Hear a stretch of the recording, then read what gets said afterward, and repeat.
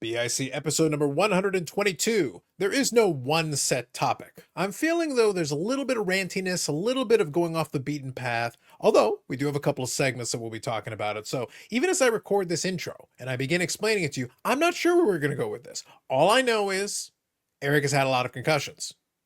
And we've got a couple of small stories, a couple of little pickups. We'll have got a couple of things we'll talk about. That and more in this episode of the BIC podcast.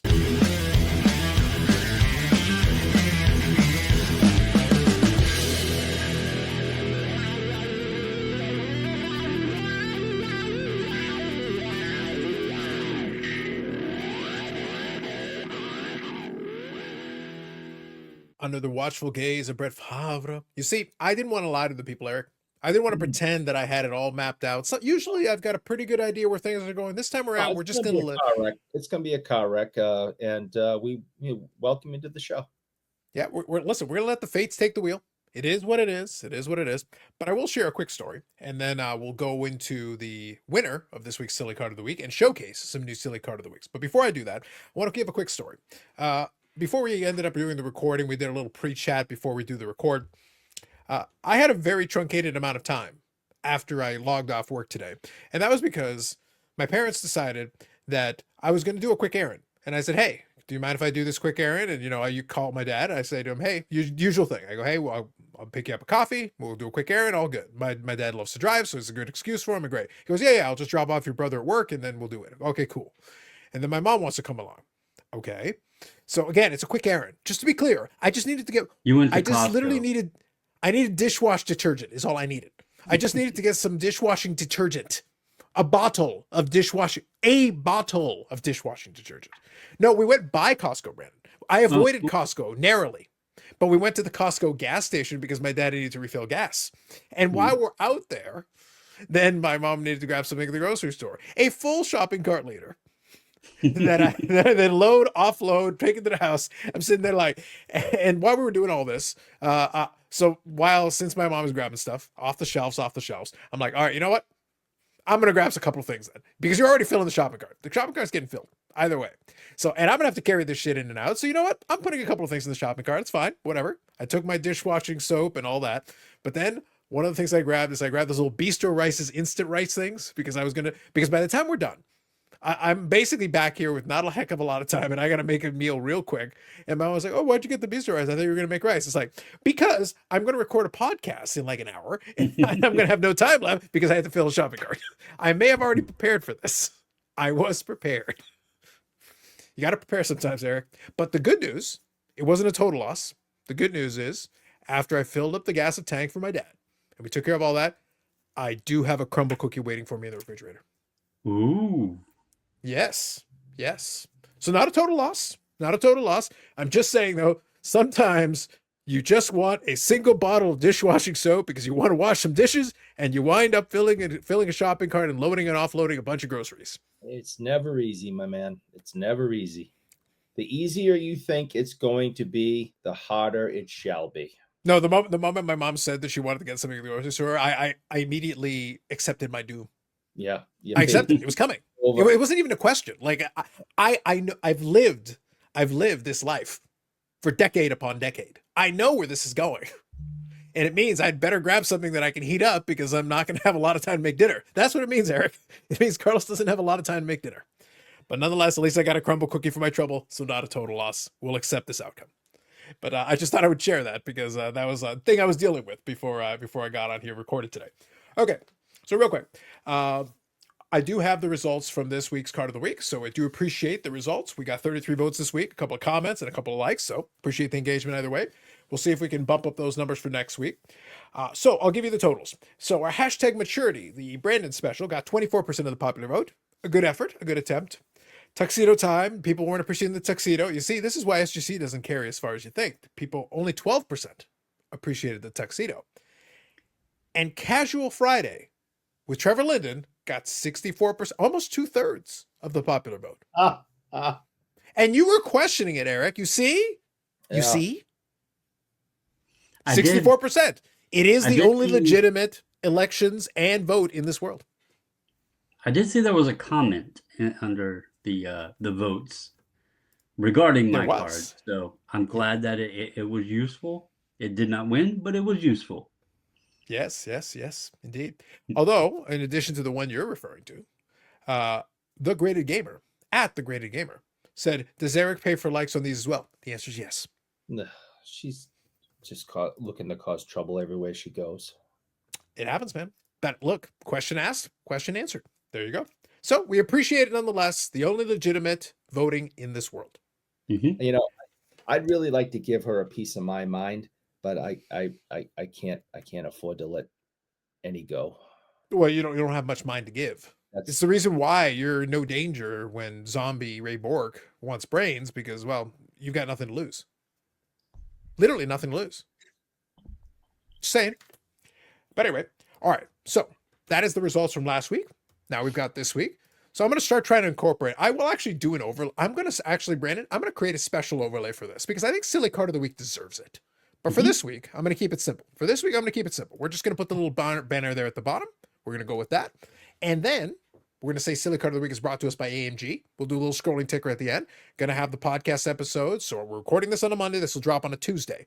Wednesdays is when the AMG podcast is dropping. Steve did already provide me some images, including a nice little wall of vintage. Ooh. So when Steve gets himself some vintage, he's always ready to go with a nice, we got some nice images. We've even got some hockey vintage, Eric. You do love you some of the hockey vintage. I will be tuning in. That's for damn sure. We got some hockey vintage. Better believe it. We got a little baseball vintage, and we've got some modern as well. So a nice mix of items that we'll be sharing, stuff that's coming in the store, and we'll talk about the trade night and card show they had this past weekend. So we'll talk about that, all those things a little bit on the AMG. Links in the description to all that stuff. Thanks to AMG for supporting the podcast and the channel. All right. So let's get into this week's cards of the week. So I'm actually going to start off with mine as the first one.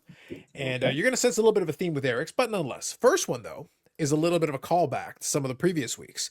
Because Eric, like I said, has some dysmorphia. So I want to make sure we clarify this. I'm going to say when I'm showing this image that this image is going to be Kirby Puckett holding a normal sized bat. So no matter what Eric thinks is going on here, this is a normal image. There is nothing strange about it at all. Kirby was a larger than normal human. Absolutely. Absolutely. This might have actually been a precursor to the torpedo bats that the Yankees use. Might have been. Think about it. So that is actually from 1993 Topps. That's the base card. That is for the base card of 1993 Topps. I remember this. I opened packs of this back in the day. Good old 1993 Topps, Kirby Puckett. All right. I always thought the Cal Ripken one was... I get the point of the image, but it was a little odd for a baseball card. Maybe you can visit that on a future episode. So something to look forward to. But again, check out some of these images. I borrowed this one from ComSeat, but you can look it up in different spots. But opportunities abound. So first one is a Kirby Puckett from 93 Topps. Second one is Eric continuing through the graduation. This is right here. Brian is actually hanging out around the same school as Mariano Rivera a year later. So what's the issue, Eric?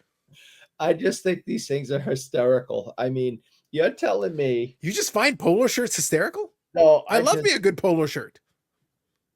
The little red pony. I just find these poses and like Eric, you don't think the fact his eyes are glazed is a bigger issue? Like I'm not concerned about the pose. I'm a little concerned about the man's face. Look at him. I was going to get to that. I think he was. Look how he's wearing his watch on the bottom of the wrist. Yeah, like he doesn't even have the watch the right way, man. Yeah, I think he was smoking something before the photo shoot, but I don't understand. Now this is an entire set, so I have the entire set at work. Okay, every single card in the set looks like this. Yeah, this was the most ridiculous one, in my opinion, out of the set. Why in the world do this? You're telling me you couldn't have put, if they're a draft pick, you couldn't have had them at least standing there, you know, with the jersey that they're gonna, go to, with the hat, or a picture of them in college, or even just a plain baseball jersey with a blank hat, catching, fielding, throwing, hitting, something. No, this is the most ridiculous thing I've seen in a while. And the fact that this person was asked to do this and did it dumbfounded. with a smile on his face and a reverse watch on his wrist. Like, what are we talking about here, man? First of all those things you said, counterpoint, no. How about we wear our polo shirt, Eric, and we hold a pose? Just appreciate it for what it is. Art.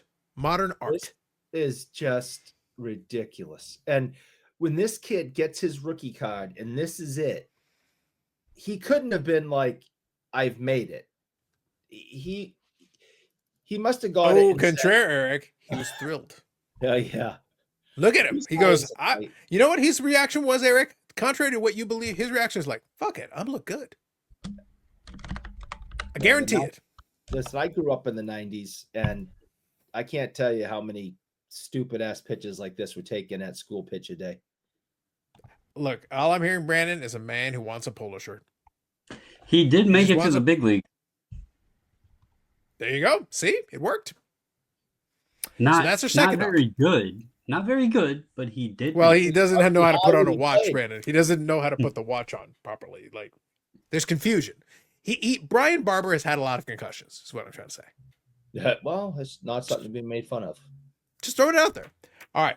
Third option here. Brandon, this one's yours. So here I see, it says 1968 champion, Floyd Little Cornflakes, and all I see is a picture of John Cena. Yeah, I don't know the full background of this, but this is an actual card, as you see, it's slabbed by PSA and everything. Apparently, they included the Floyd Little in the set, but they had no photo for him, so they just put this blank black image there with the 4A 44 Floyd Little on the bottom. So I just appreciate that this is I a don't know why pro you don't John just Cena. exclude it, but they chose to go ahead and keep it within the set. So I appreciate it as a proto John Cena prototype. I also appreciate it from the perspective that it is clearly labeled. We appreciate that. And on top of everything else, it's a 6.5. It was too Yeah. good to be a 6. Not quite good enough to be a 7. It's a 6.5. It's rare to get it's rare to get the half grades. The half grades are, and look, this is actually one of the older holders, Eric. The half grade is not super common in this era. It's actually very rare to see the half grade. especially on a mid grade. That's what I'm saying. It's very bit unusual. It's a. Now I wonder. I if think the anybody collectible piece is ever- a 6.5. I wonder if anybody ever tried to like scratch the surface or something and see if it was one of those things where it had like the bright colors underneath and it revealed the image. You know, maybe that was the whole point to this, and we just never got it throughout time. I don't know. Who can say? I don't suggest can it, say? but it could be there. I like to think that much like a polar bear in a snowstorm, this one is a black bear at night. Mm. Mhm. Mm-hmm. A It's little art. black bear, a little black bear in the distance At night. At night. Yeah. Yeah. With a lot of overcast cloud cover. No little. moonlight either. Little. Just, yeah. we got it, Eric. We got it. Your cleverness has been noted. 6.5. 6.5. Yeah. But yes, so those are our Silly Card of the Week selections. A community post will be made where you may make your selection. The truest democracy in this world. You can check that out. I do commend PSA for putting on the label "no photo," Yeah. as No if it photo. wasn't up. It's I do important. commend It's them. important to note. Yeah, you may not have picked up on that. They're looking out for us, man. They're looking out for us. So just saying. Now, from last week's episode, we did get some excellent engagement. I do want to thank everybody for their comments. There were some good ones. So I'll go through a handful of them just because we've got some good ones on there. So Now, Double you D see good Vintage, ones. How many of them are negative towards me? surprisingly fewer than you might think. But we'll get to it. We'll get to it. Huh? So Double D Vintage had a couple of comments there. Great discussion on eye appeal. Appreciated that. Follow up with that is it's 100% psychological being able to be number blind and paying whatever it feels like you feel like regardless it's worth regardless of the number. I also think it's a big shift away from the old ways of sharp corners being the only thing that matters. When grading started, sharp corners ruled the world. Now we're realizing centering is much more of pure rarity than anything else. Now Dylan is very much into the centering portion of it as a big section of condition that he really pays close attention to. So that kind of plays into his sensibilities. And then old label, new label, completely irrelevant when you're number blind. Again, kind of playing into what he talked about. But either way, appreciated the discussion on eye appeal. So thank you for the comments, Dylan. Appreciate that. The Graded Gamer here. I love every time Eric says garbage. So see, that's a reference to you. So we got that one there. Following Now, up here, Rob. I just like to point out yet again, and this is a fact, she has Massachusetts heritage in her blood. So I take exception that she makes fun of the Boston accent when she has family that talks as ridiculous as I do. Interesting. An interesting angle by you. We'll revisit that on a Friday. Rob here says, you guys always make it fun. I am cooking something up to really test Eric's hobby connections. Stay tuned. Ominous. Hashtag ominous. Moving on. Dan's Vintage Baseball PC. Hey, that Stockholm Syndrome reference to grading with bad companies? I've heard that somewhere. My response, yes, BIC livestream circa and since 2020. And other places, I'm sure. Made that reference a number of times. But thank you, Dan. Either way, we appreciate you. What I was going to say following up, Bobbles as well. If someone has a PSA 2 with nice eye appeal, then it's reasonable for it to be among the priciest of PSA 2s. But if your Jim Constanti card starts getting into PSA 3 or 4 pricing territory, I ain't buying that. Jackie Robinson, Mickey Mantle, and other top-tier collected players warrant special consideration, which is a very fair point. Depending on the card, some of them, if they have nice eye appeal, may go for a premium. A more common player where you can get a bunch of different cards is probably not going to be that much of a premium, because even if it's a nice card, you can get a nice card for a relatively low price. So you're not always going to get a big bump unless it's a condition scarcity. There's certain sets that it's not just the big names, because there are, and one of them right off the bat is 86, 87 Fleer. One of the most, I wouldn't say most expensive, but one that is insanely higher than I expected is just a common guy. And it's because I'm pretty sure it's not many 10s out there of this player. Yeah. And the ones that are, nearly almost all of them one person owns. He's like hoarded them, so others can't get it. But I can't remember the guy's name. It's really a common player, a nobody, but it garners high value because people are trying to create those PSA 10 sets and stuff. So, well, exactly. That was what I was going to say. You're talking about a condition scarcity with these set registry component tied in. So then for folks that are competing and they're trying to finish these sets in these PSA 10 condition, then yeah, it creates a premium. But if you just literally buy one out of a binder and it looks nice, but it's not graded and you just got a common of it, it's probably not going to go for around the normal price for a card in that condition and, of a player of that level, whatever that is. So that's, it kind of plays into it. That's why I say the IPL discussion I thought was interesting, because it plays into something we could all discuss. But at the end of the day, you've got to do whatever it is you feel comfortable with it. And it's something we've touched on at different times. My criteria, a lot of people have different criteria. But my number one criteria, do you even want the thing? That's got to be like the number one thing. Because then if you really do, well, maybe you'll be more inclined to pay up a little bit for a nicer cup because you want it as well. So that's going to help with the whole thing and put it all together for you. I just had a brilliant, and when I mean brilliant, it's like a very, very bright idea. Oh, here we go. Wow. In what way does it involve us torturing Eric with mayo? Go on. You spewed out Fleer, and it gave me a thought. Go on. There has to be some graded scarcity amongst some 1991 Fleer cards. Oh, could you imagine putting together a PSA 10 set of 1991 Fleer? Listen to me. I'm not saying yes. I'm not saying no. But I'm saying that the next time that I get a ComC mail day, when that happens to be, there might be a 1991 Fleer card inside of that. I'm just throwing it out there. Perhaps this will. You get why I say it was a bright idea. I mean, you can't get much brighter than that yellow, so that's nuclear. Listen, it works out. You gotta have your banana borders. All I'm gonna say, it may come up again at a different time, but I thank you for mentioning it. It's a fair point. Now, touched on a couple of the comments, wanted to touch on that, talked about it. So thank you all for the participation. And if there's anything that you feel like you want to ask, or any comments that you have on any of the segments we talk about, feel free. We like the comments and the engagement because it kind of lets us know what you're catching on to and what you're what's striking you about the different conversations. So it's always appreciated. It's Yeah. very helpful. And I don't want to have to be on steroids and yell and cuss and get all worked up for y'all to comment. Come on, people. We don't need all Eric of that. will do it. Eric will do it because he likes to feel really strong. At least before he crashes into a tree. I'll do it just because I'm an angry person and I like to yell and scream and cuss.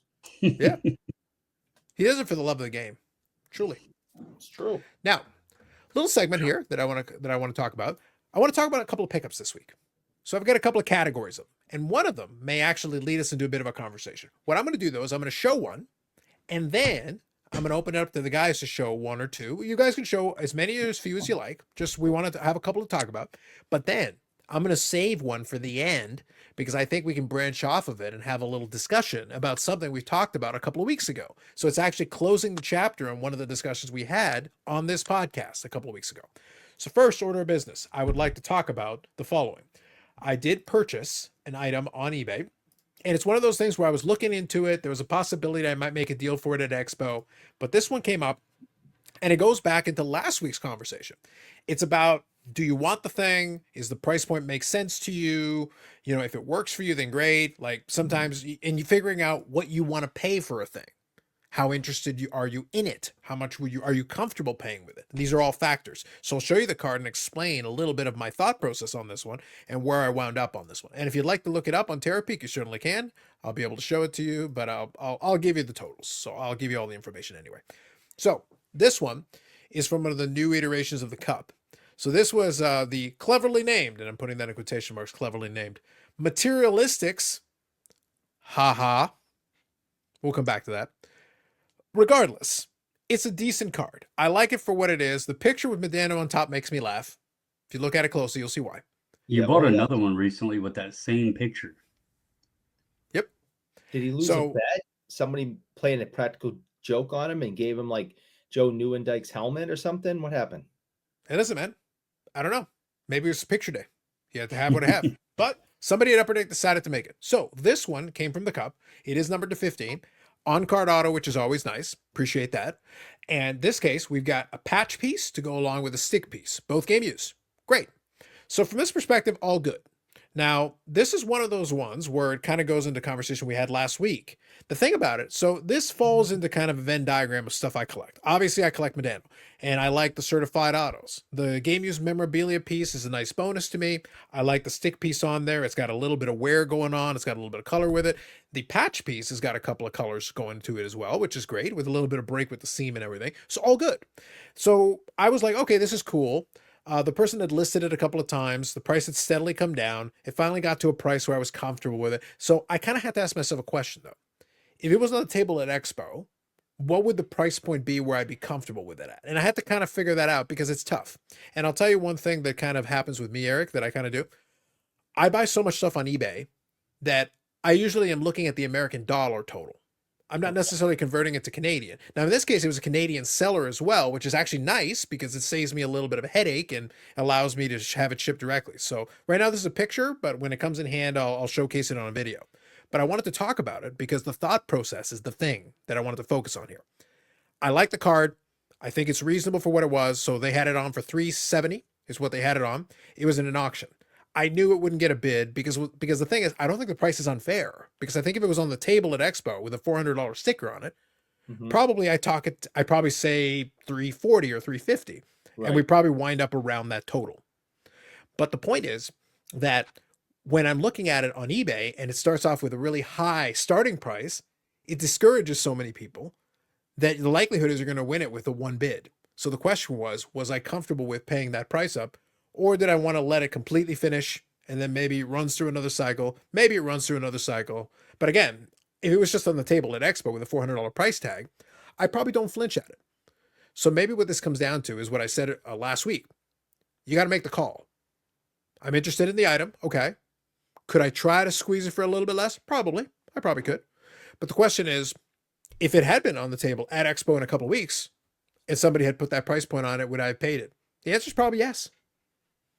So do I just get the deal done, or do I try to play some games and see if a little bit of patience works for me? Or in this case, do I just pick up the item and say, all right, I'll work with it, especially since I've been having some luck with the consolidation piece. So I actually had some money in the account to take care of it, and it's pretty much taken care of almost immediately. All part of the decision-making process. I find, using your logic, I find it is easier to drop that kind of money when it's in hand. I can look at it. I can feel the heat. I got the goosebumps. My stomach's got the knots in it, right? Rather than it being on my computer screen when I can just be like, no, move, next click, next click, next click. I am more apt to pull the trigger on something in that scenario quicker at a show, standing there in front of the guy, having it in my hand, that I can say no to a computer picture a lot easier and quicker than I can to something that's in my hand that I really want. So now you all know when you're at Expo and Eric's there and he's shaking, he's getting all the feels, and it's like, that'll be another $20. Damn it! No! All right, it's Canadian money. What do I care? No, 20 more US. Oh, well, that's just more. That's silly. No. Go on, Brandon.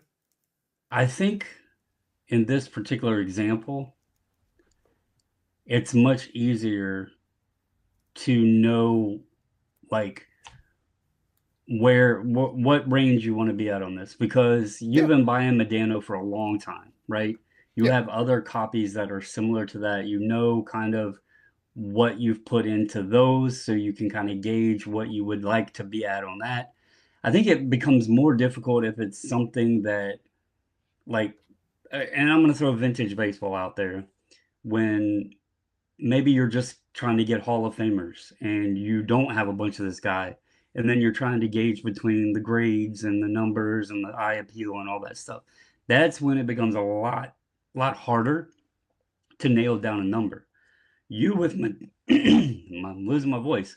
You with Medano kind of know where you would want to be at on most of those, and I'm sure there's pieces out there that, you know, you probably have on your want list that you already know what your target price is, and if they were to pop up, you would pull the trigger on them at that price. But if they were high, then, you know, you would leave them alone. So I think that example is a little bit easier.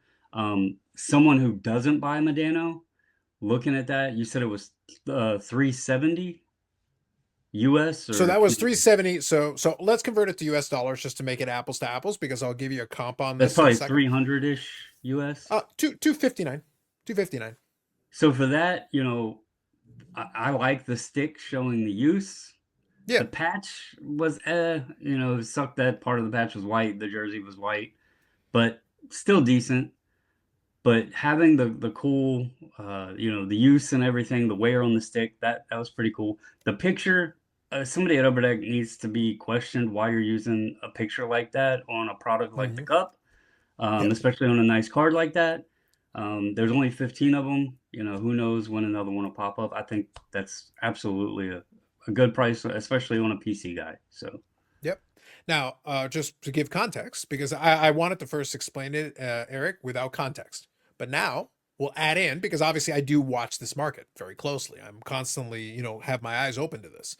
But I can tell you the last one that sold was back in October, and it was almost 360 US fixed price. Well, yeah, you got a good deal on it. Yeah. In relative terms. Yeah, relative terms, about 100 less, basically 100 less. The other one that right now that is available, so there is one more copy that is available on eBay, but they've got it for 40 US is what they're asking for. So we've got a bit of a gap, right? So right now, the one that's currently available is looking almost $200 more than the one I actually bought, and the one that sold previous was $100 more than what I actually bought. Right now, as far as eBay comps or available is concerned, I have paid less than anyone. Mm-hmm. So it's not terrible. You know, that's not a bad place to be. I didn't reset the comp, Eric. I'm smack comfortably underneath the current ones. Somebody may buy one cheaper down the road, but for the moment, I didn't buy the most expensive one. I didn't buy the cheap. I have the cheapest one currently, as based on therapy comps. Well, that's good news. You always want to be the guy who got it cheapest, not the guy who spent the most. Yeah. So far so good on that one. I was happy with that piece, but I wanted to kind of share that one because I also wanted to talk to the thought process a little bit. So that was give a little more context on it. So I've got one more that I want to talk about, but I'll branch that off into a conversation. But before I do you guys have anything that you would like to share with the rest of the class? I'll go through mine real quick. Sure.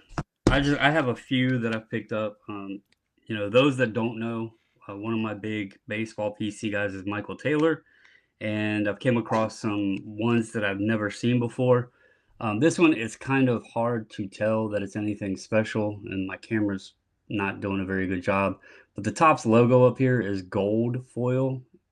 It's kind of hard to tell in this. Instead of silver, these are they're called Topps Limited, and they're out of 1,000. Here's a Stadium Club, and it is a members only. I was really shocked on this one because members only normally aren't that limited, but apparently there's only a print run of 7 on them, but they are not numbered. I don't know if I've showed this one on here or not, but it's a framed base card. I think I might have shared this one already, but it's numbered out of 20.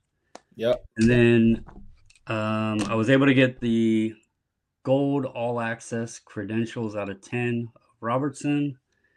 And then this one also came in a Noise Boys. There's only been, I think, 4 of these that I've seen sold, including this one. Going back to the topic with, Carlos was talking about price point.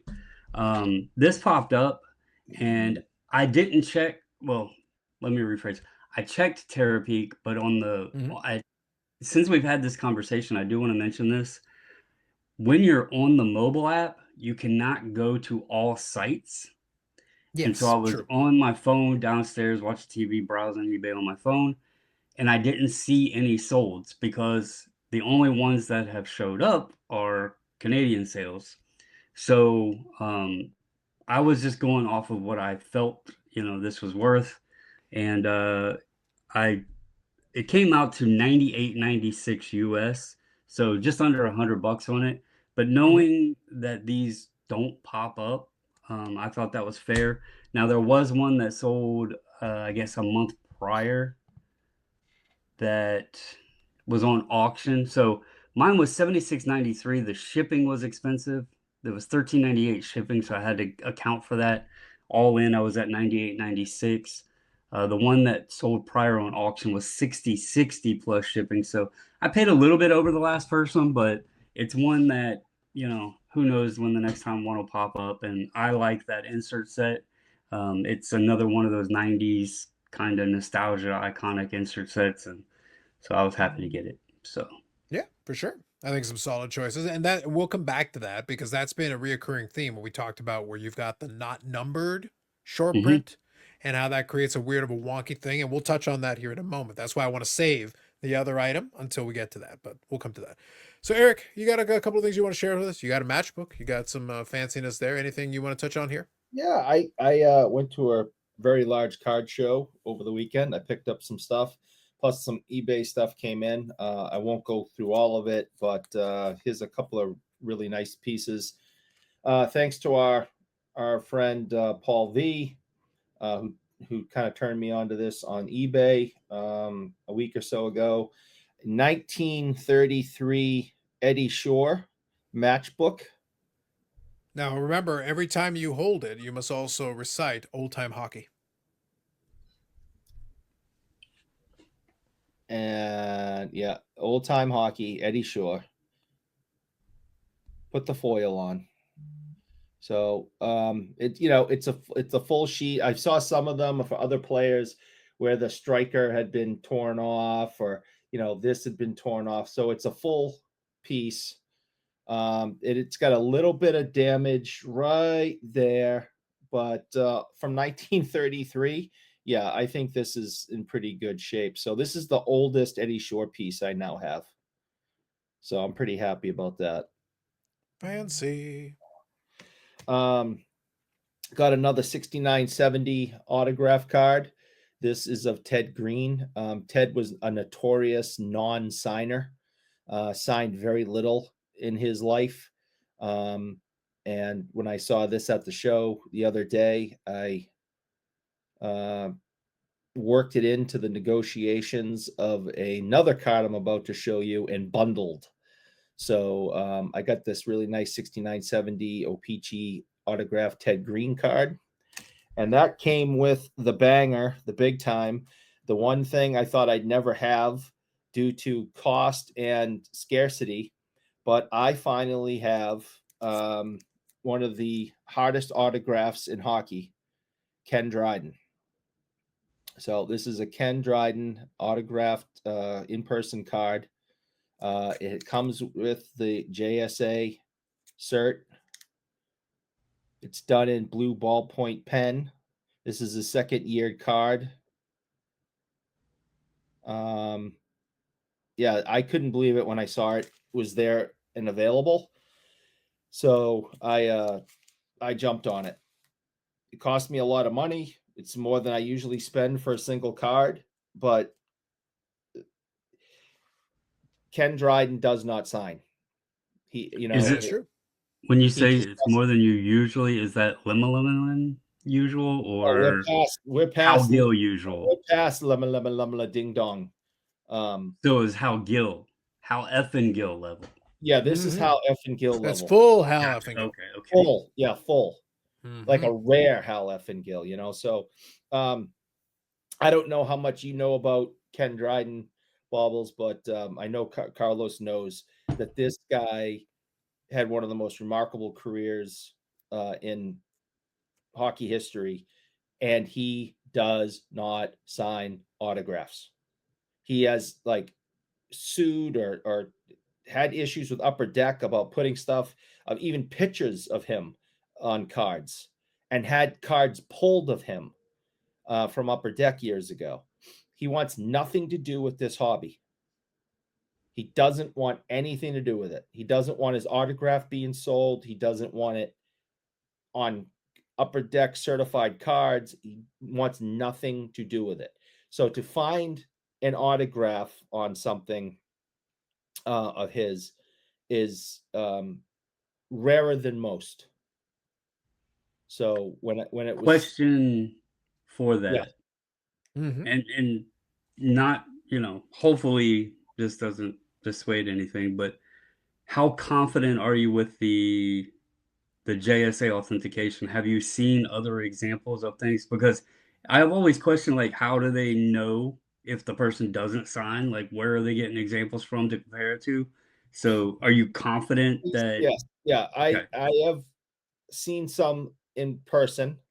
Brad, for example, 3 years ago, I think, had this, I believe, this exact card autographed in his possession that someone put in for PSA, and took pictures and spent a lot of time admiring it, wishing that someday I'd be able to have one. There was a time that he would sign his book if you purchased his book. Sometimes he would, so there are examples out there. But he doesn't do shows. If you walk up to him and say, Mr. Dryden, can I have your autograph on this? He'll say no. It is few and far between that he writes his name on something for a fan. So I have seen examples in my time. And as soon as I saw it, I knew it was real. And then the JSA confirmed my suspicions. So I was happy to hand my money over. So I'm very excited about it. I think as long as the ballpoint pen shows the right amount of frustration and anger at the bitterness of actually having to sign something, then you know it's a real Ken Dryden. And by the way, Brandon, I listened to the audiobook of his autobiography. It's fascinating. It's kind of a fascinating portrait of a man. Listen, few like themselves as much as Ken Dryden loves him some Ken Dryden. Just saying. Just throwing it out there. He is a smart man. Let's get this right. He is a smart man. But he also knows he's smart, which is the worst kind. Yeah. He's very Aaron Rodgers-y to me, which is not a good thing. So, he's got that going, except more successful, obviously. But he's still got that Aaron Rodgers flavor to him. Brandon, just real quick, the guy won like multiple Stanley Cups in a very short period of time in his career. He left hockey to go become a lawyer. Then after he got bored with that, he joined Parliament up in Canada and became a politician. I'm pretty sure I've seen his rookies and stuff. But his life is remarkable. But he's an odd duck. He's a goalie. all goalies are odd ducks. He is no exception to that. Yeah. I think part of it, though, we got to remember is that he also played for the Montreal Canadiens in the 1970s, which is kind of it kind of plays into it. But just to put it into context, he won 6 Stanley Cups between 1971 and 79. His career is between 71 and 70. He was in the 70s, his whole career. He won those. He won 5 Vezinas and 6 All-Stars in between the years 1971 and 1979. And left one season or half a season or something to go get his law degree at Cornell. Yeah. Like, so he missed a season. He's like, yeah, I'm going to go to school. I'll be back later. I mean, the Montreal Canadiens were cool with that because they were like, all right, well, as long as you come back. And he did. And he had some more success. But yeah, in a very short period of time, and he retired at 31 and walked away. Can't beat that. Just went on about his business. Yeah, he went on about his business because he had other stuff he wanted to do. Yeah. What else you gonna do, right? Yeah. So pretty good. But again, a very interesting fellow. Let's just put it that way. So 6 Stanley Cups in 8 seasons. Pretty successful. You can't argue with success, but he's a weird dude. So yeah, he doesn't sign a lot.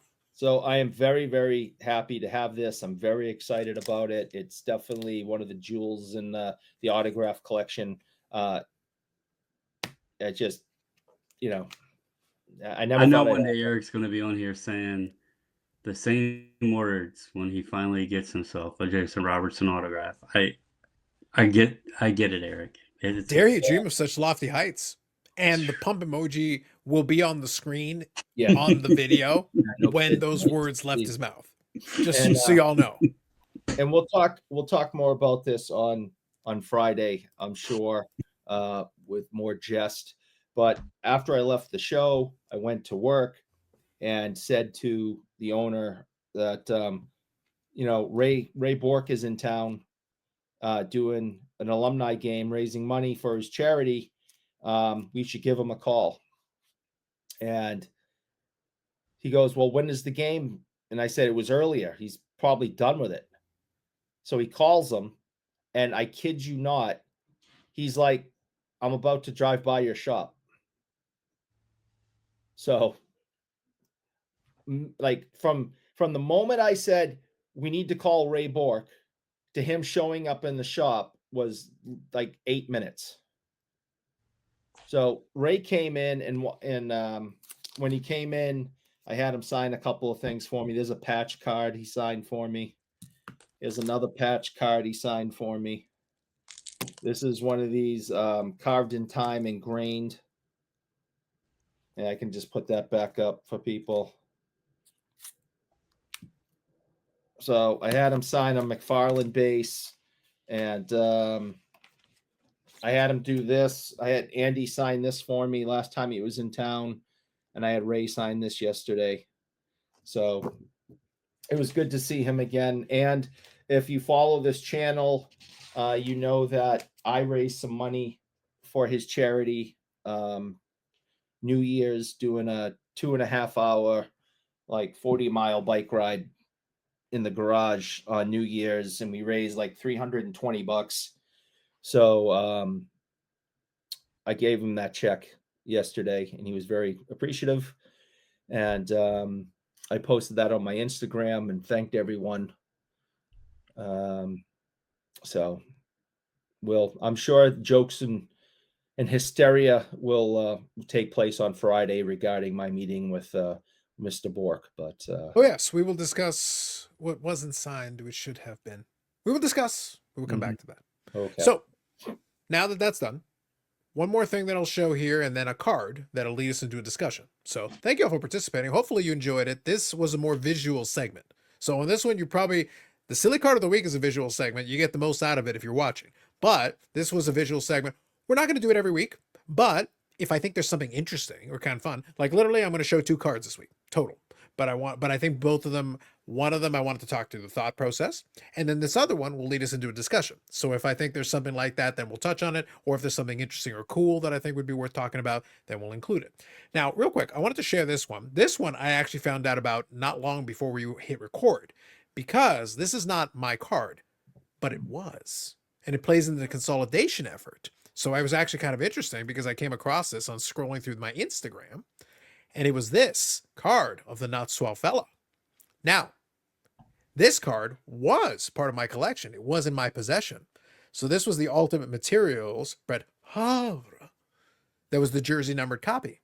And I had actually put this up on eBay, and I put it up as a buy now best offer, and it actually got an offer very quickly. It didn't last very long. It literally lasted a couple hours.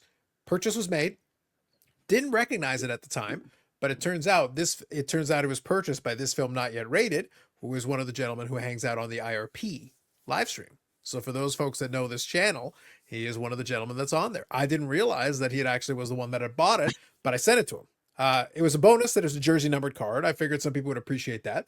But yeah, he was the winner and the purchaser of said item. I did leave a little comment saying, well, I'm glad I got there on time. I didn't realize it was you who bought it. And he goes, wait, he goes, yeah, I did. Because obviously when I sent it over, you can see my name on there and everything. He goes, I didn't put 2 and 2 together because we do follow each other, but it was just funny that he ended up purchasing one of my Not Swell Fella cards. So I kind of got a kick out of that when I came across. Yeah. But it was one that I had similar cards of. So I'm glad, being that he is a Packer collector, I'm glad that he was able to get something in his collection that he can enjoy. And it worked great for me because it worked as part of my consolidation plan. And it added a little bit more money to the kitty for the upcoming expo. So win-win in this case. I've got some other pieces that I like, but I was able to at least get some of these other ones. So that was kind of a little bonus since I came across it not long before recording. Other item, the last item that we'll do for this segment, was one thing that we had alluded to right at the tail end of a couple of episodes ago in talking about EX2000. So in the course of the live stream while we were recording it, I had a snipe set up for one of the cards from EX2000. Well, right after we finished recording, I did win the item. So I want to show you, and then I want to talk about it a little bit because it plays into the discussion we had about the product, and it plays into the discussion we've had about similar kind of thing before. So I want to show you, and then we'll talk about it. And again, I'll disclose the prices, and you can check them out on Terapeak as well so that you can check it out for yourself. So here is said item. It is the double helix of Jake Ottinger. So there it is.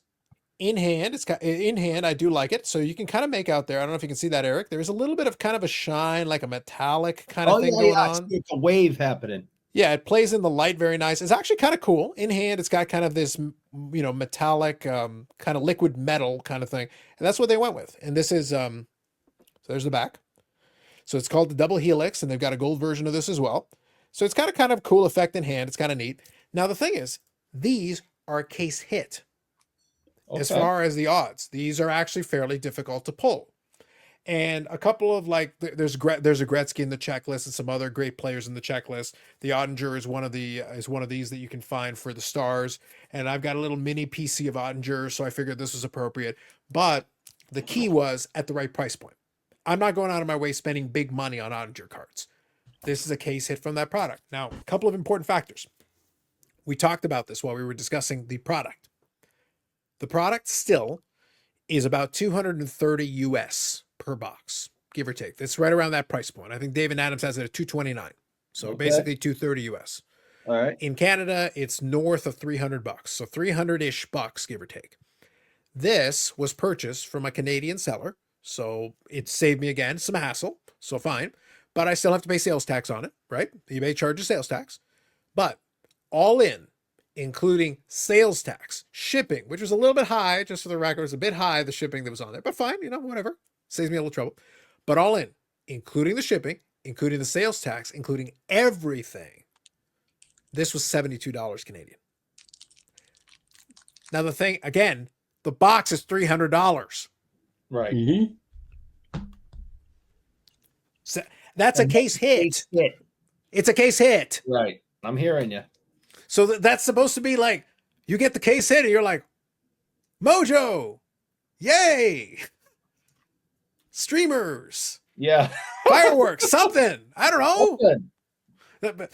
So here's the thing. I'm not complaining, and because to be clear, $72 Canadian. Well, the thing is, but I'm not complaining because you got to remember something. As a collector, great for me. Oh yeah. Like I got the item that I wanted at a price that I thought that I was very comfortable with, and I was fair. But imagine if you buy the $300 box and that's your hit. Not good times is all I'm trying to get at here. No, that seems like there might be something wrong with that. But I just it all comes down to, again, Whose fault is this? Is it Upper Decks? Is it the distributors? Is it card shops? Is it the consumer? Who sets these prices and says it's $300? Who says that a case hit Ottinger is only $72? So hold on. You just How touched does on this get you remedied? asked the right question. You asked the right question, but you gave two alternate answers that actually go in different directions. So I want to make sure we touch on this. Well, I said who? They were all questions. But the one part, see, the thing is, the question is the box price is one piece of the puzzle. The value proposition that the audience is choosing for the case hit is another piece of the puzzle. That's why when Brandon was showing the Noise Boys, I wanted to make sure that I mentioned it because I wanted to hit on this piece. This is important because here's the thing. If the box price was $300 and this Jake Ottinger was $275, well, then fine, sure. Fair enough. Okay. I kind of get that. But here's the problem. And we've talked about this before. This isn't the first time we've discussed this. I just told you it was a case hit. It's a nice looking card, like in design wise and all, it's cool. But number one, some people don't care that it's a case hit, so they still value it where they value it. But number two, some people don't know it's a case hit because they don't look it up. People don't research this stuff anyway. So the problem is unless I put a serial number on this thing, some people wouldn't know if something's rare. So I have to spoon feed them the information. It's not enough to say it's a case hit. So how many of these did they make? I don't know. But if you think a case hit, okay? We don't have to do the maths, but we can still extrapolate something. If it's a case hit, and I think it's 25 cards in the checklist, I'll double check just to be on the safe side. But the point is, let's say it's 20 or 25 cards on the checklist. Well, that means in order to get Eric, one specific card, if you just want one specific player, you want the Gretzky instead, it's still the same odds. You're still talking about a case hit. So in order to get the one specific one, you need one case times the total amount of cards in the checklist. That's a very difficult card to pull. So in reality, Eric, how many could you have made? Unless you made 1 trillion cases, which means you'll be sitting on a pile of them for the rest of time. I'm sure you didn't short print the series, but again, that series was probably very expensive to produce. We talked about that. So you probably didn't make 1 trillion cases, Eric. So then how many of these did you actually make? It stands to reason that it's probably not a ton. I'm not saying it's a 1 of 1, but I'm also not saying there's 1,000 of these out there. The truth is somewhere in between. And I think... So if it's... Go ahead. Well, I was going to say something else that we discussed in the Discord. Yes, the print of them is going to be lower because of, the checklist, the odds, all of that. Yeah. But I don't think a ton of this product is going to be opened after it's all said and done.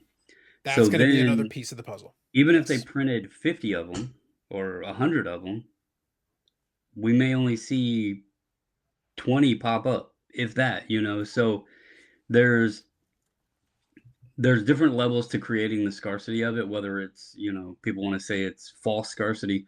The cards are only, there is a certain amount printed, but then there's a certain amount that winds up in circulation. And so, I think for that card, especially, I know Ottinger stuff isn't like super high. It's not a premium on it. But it's not the lowest either. It's not going to be the lowest on this checklist either. Right. But I mean, even still, and it's not apples to apples because I don't know what the odds are to hit. This Robertson out of 10, the only one lower serial numbered. So we're given a non-serial numbered example to a serial numbered example. The only one lower is the 101. Mm-hmm. This cost me $73 US plus shipping, So you put that into terms. Like how many out of 10s do you hit in a case? You may not hit one. I don't know what the pull rate is on them, but I know that there's not going to be any more than 10, and there's likely going to be several less than 10 of that ever surface. So, when I seen it pop up, I'm going to just tell you I bid a hell of a lot higher than I won it for. I'm just going to be honest because I knew I might not have another chance. The Noise Boys, kind of the same thing, I knew that they didn't pop up. It was something I wanted. And to the point of where did we get at and whose fault is it? I don't know that you can pinpoint fingers and say it's anybody's in particular's fault.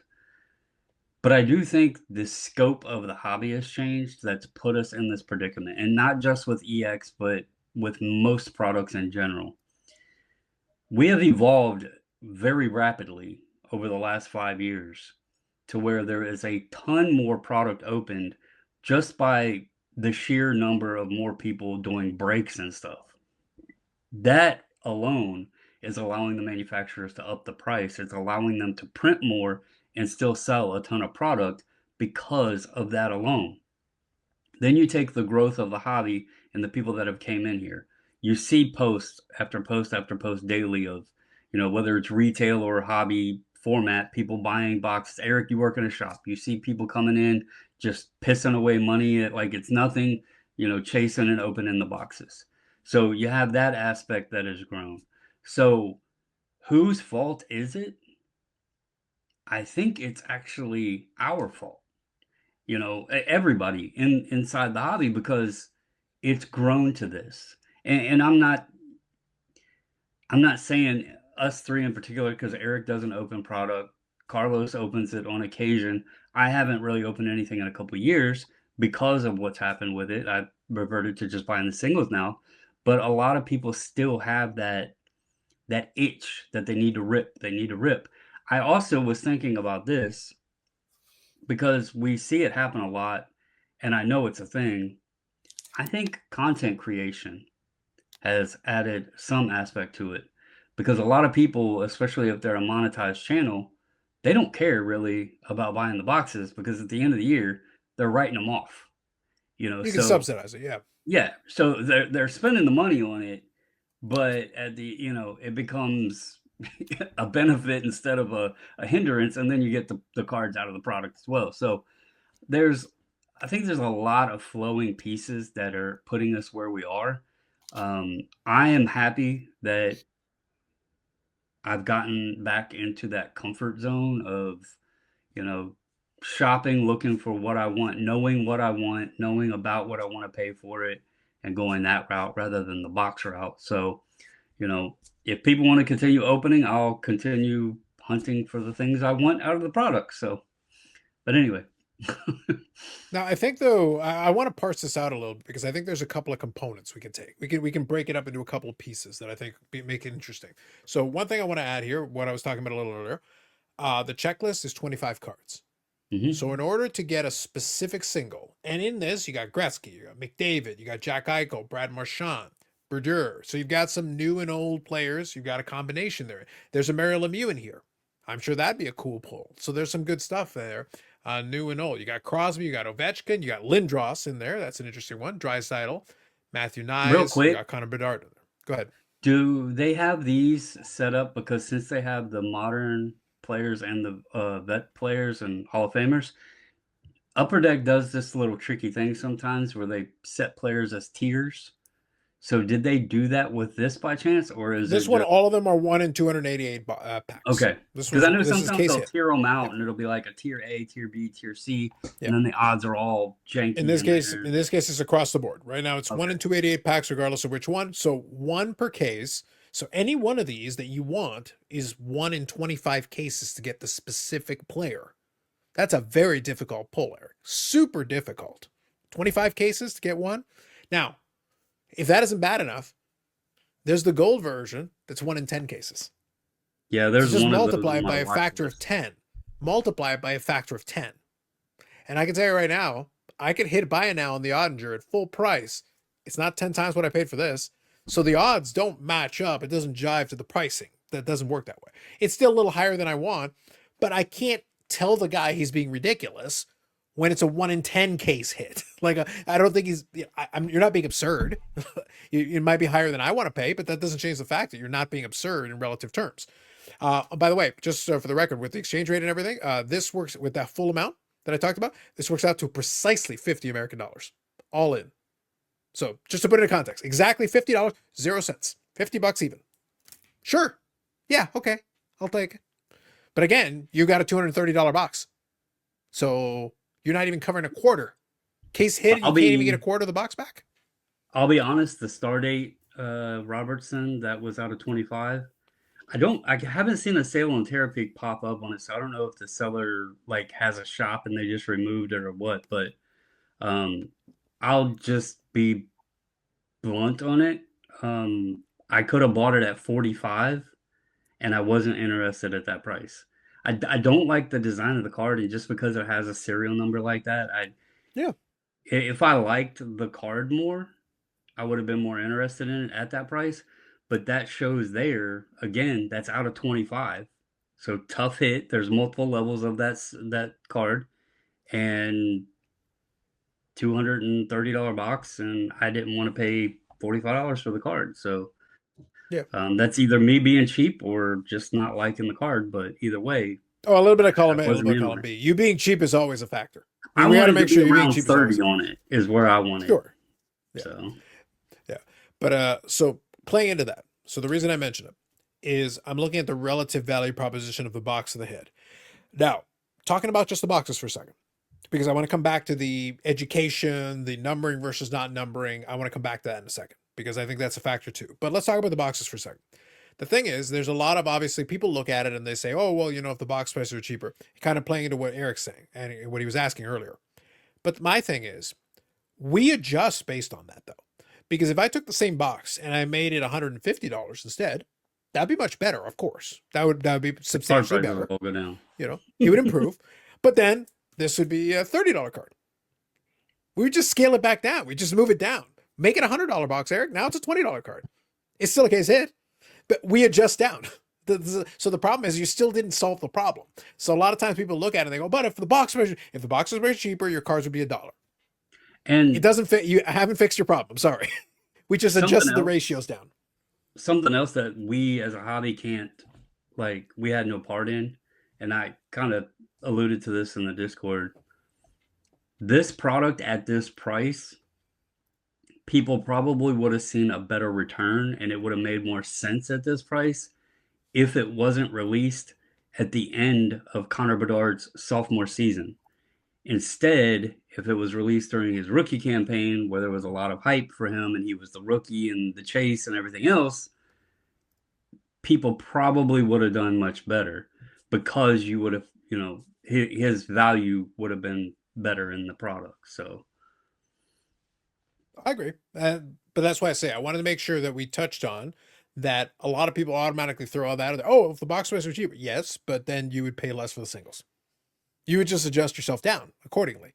And that's where I kind of think that a lot of times we look at it, we just assume magically that if we bring the box price down, then the singles will be a positive ROI. So, well, Eric, if it's a positive ROI, then the box prices start creeping up. If you open a $100 box and you're getting $140 of value out of it, why would they keep selling you the box at $100? Doesn't make any sense. You would either open the box yourself and sell the singles for $140, or you'd make the box $150, $175, $200, and we'd wind up back where we were. Eventually, the ROI is going to get the negative. Just normal market economics. That's just the way it always is going to be. What's been bad is the magnitude. The issue isn't that you're paying $200 and getting $100 worth of value. The problem is you're paying $200 and getting $150. That's the issue. The issue is the ridiculous discrepancy that is so far out of whack that's where it becomes problematic, and that's where people don't like it. As for the singles themselves, that it does hurt that it is not a numbered card, but I don't know how that would help necessarily, because I don't know what the print run is. Obviously, it's, you know, decently low, but at the same time, it's like, the problem is, imagine though the idea that the only way we can extract value out of this is I literally have to put a number on it. Otherwise, you just will not believe me. It being a case hit is not enough. You have to be taught, because some people won't look it up, or convinced. And that's the only way you'll believe it. Like, actually, dudes, it's a tough card to pull. There's not a ton of them out there, because you could open a bunch of boxes and not get one, or not get the specific one you're looking for. And perfect example. I have a safe search that I've got just for Mike Modano. Any Mike Modano card that comes in, and I check it multiple times a day. Such is my dedication, even at this stage in the game, that I'm still checking it multiple times a day. I have not seen the Autographics Modano yet. Question for you. Go ahead. Do you think that's why they're creating so many parallels? Because they can number the hell out of them. They can give us 40, 45, 50 different colors, patterns, put serial numbers on them, and people are accepting of that because that makes them then limited. But if they were to put out, like I had talked about, take some of these 90s inserts and make them tough hits, those aren't being accepted as much because the people are dumbfounded that it doesn't have a number on it. So do you think that is an excuse the manufacturers are using to just say, okay, we got to put serial numbers on these things, but we got to break them down because they want the tiny serial numbers. And if we put them to, 500, that's not good. So we're going to take 500, split it in, 17 different ways and put a bunch of different serial numbers on it. And then they'll think they're cool. So I think there's a validity to that, but I think you're talking a little bit of a chicken or the egg thing, because to your point, in today's world, 500 is not good. So breaking it up, so on the one hand, you're saying like breaking it up into more pieces kind of dilutes it. It kind of creates this artificial version of it. But on the other hand, it's like, well, if I call it 500, well, okay, I'll give you $150. Right. But it's like, I'll give you $150. That's it. I've always laughed because we look at like the 90s stuff when they started serial numbering and they were out of 10,000. We look at that today. 10,000. Like, yep. That's trash. There's 10,000, but they were tough as hell to hit. Even though they were that only worked though because they printed 1 trillion cases. So right. The 10,000 was tough but here's the other side of the coin. If we tried to, some people want to put the toothpaste back in the tube, and the problem is we can't. We know too much. Even while rule number 1 is still in effect, Eric, while people are stupid, they're not stupid enough that we can go back to the early 90s form. Because if they open up a box and all they get is base cards, they're literally going to throw it into a fire and then curse out the manufacturer because they're like, why are you giving me this trash? I don't want it. Yeah. You can't go back. We've come too far. And all the way along the way, and maybe this could be a conversation for a future episode. I'll throw it out there as a thought, and maybe I'd like to get some comments from folks because this is something we could talk about as well.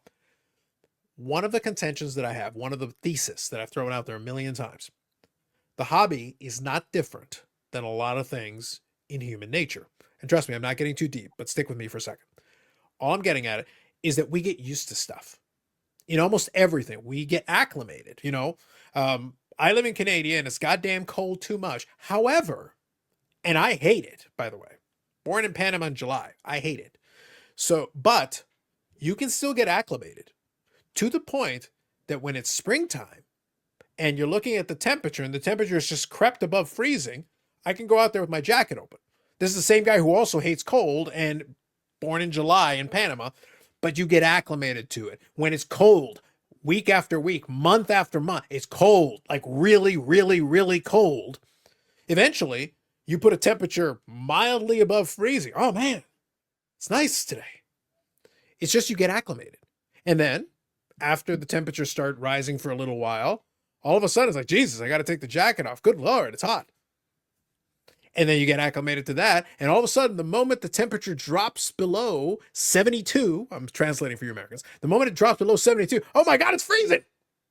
When a couple of months back, 32 was, oh my God, it's balmy. It's the same place. It's the same person. It's the same year. How did we because you get acclimated. Cards is not different. So let me bring it back. Cards is not different because once we got accustomed to not just having base cards, first it was the inserts, then it was the numbered inserts, then it was this, then you had to make it, and then eventually we reached 1-of-1s, and now you got to figure out a different way. Well, how do we do it? Well, we could put the jersey cards in there. And at first, just having a jersey card, 1 in 2,500 packs, just to get one jersey card. Single color. One color jersey card. One color jersey card. Eric, boom. Life-changing. That's all it took. All it took was just a jersey, period, end of story. And the patch card, the first patch ones, 1 in 7,500 packs. Super tough. Super duper tough. And that's all it took. But then, you kept going. By the early 2000s, Pacific has, we can put one jersey per pack. And then, we'll number the jerseys, and we'll number them out of 2,000. They're all jerseys. By the way, they're all game used. We're not even talking about Panini and not from any... No, I'm talking game used. Oh, yeah. 100% genuine article, game used. They bought the jerseys from the source and took care of all. But then we got used to that. And then we got the, you can have the patch autograph, add an autograph to it, add this to it, put a stick and a jersey. And then eventually we run out of gimmicks. Even with the inserts and everything, you talk about the big complaint, Brandon, is the 90s innovation and everything. Well, the problem is, I guarantee you, even if we could do it, you would get bored of that gimmick in 5 minutes. Especially now in the social media age, you could see it 50,000 times. So you get bored of that gimmick. Well, Brandon, they don't have enough foils and enough technologies out there to put on a 3.5 by 2.5 card to keep the novelty going for you for more than a year or two. The key word is, you've said it multiple times, is gimmick. Like, yeah, I get it. This is a business. Like, for these companies, they're in it to make money. They want to claim and say that they're for the hobbyist and the collector and all this, but they got books, they got bills to pay, they got employees, mouths to feed, and they're there to make as much money as they possibly can. That's why they're investing a lot of money buying these other companies and all this other stuff. So I get it. What's funny is the amount of bitching that happens. As you said, people become acclimated to it. And so they aren't accustomed to changing their bad habits that they're bitching about and finding ways to change themselves to enjoy it for what it is. And that's exactly where, like, I've gone to. I'm not trying to buy every single card of the guys I collect. It's just impossible. You're never going to do that. You will never succeed at that. So I have chinked it down and cut it down more and more and more. And I just hunt for the pieces that I like. And it makes it much more enjoyable. It's much more affordable, much more enjoyable. And I don't know why so many people get wrapped into, I guess I do. It's an addictive trait. I was about to say, yeah, like the answers itself. Yeah, it's the addiction, the addiction, adrenaline, and all that stuff. Yeah, the risk, all of that. Mm-hmm. So yeah. I can't say I don't get it, but at the same time, I don't get it. I don't play the lottery. I've been to a casino maybe 3 times in my life, and just played simple games that was just, had this much money, I'm going to play, have fun, leave, whatever. I don't do scratch offs, none of that stuff. So, cards were fun, but when it became to the point of not fun, that's when I stopped buying boxes. So, but I don't know. There's a lot of people that I guess can't break that trend. So, well, that's the thing. Like, if they did break the trend, so let's kind of take this for a moment, just to throw the hypothetical out there. If you did break the trend, though, that wouldn't solve the problem, because all it would mean, and I'm just, again, we're operating this. The singles would go up because there'd be less. Yeah, exactly. Or what would happen is you'd say, okay, you guys don't want to have boxes where you can have this ROI issue. No problem. We'll print on demand. We'll make all these singles one by one. You can go on to tops.com. You can get your James Woods, and here it is. This is the price. We'll make it to order. You can order as many or as few as you like, and that's it. There you go. And the good news is you're getting exactly the card you're asking for, and the price point is very clearly on there. But then the only thing they could do to try to make it a little more interesting for you is what happens with Topps now right now. A handful of you will get the gold version. A couple of you will get the jersey version. A couple of you will get the autograph version. But guess what? You wanted a James Wood. No matter what happens, you are going to get James Wood. I would like to make it known that I have not bought any of his Topps cards. I am just sitting and waiting because the prices are too damn stupid on them. I get it. But do you understand, though? I'm just throwing out there that in that hypothetical world, yeah, that the whole thing, the only reason the boxes thing works is because at the end of the day, that some folks do like the gamble. And I'm a Vegas guy. I like casinos. I like a little gambling. I enjoy the possibility. But the only way you can ever win is there has to be the possibility to lose. If you can't lose, then it's not actually gambling. You're not actually playing. It's not real. The other, I mean, we'll keep it inside cards here, but take it a different direction away from the manufacturers.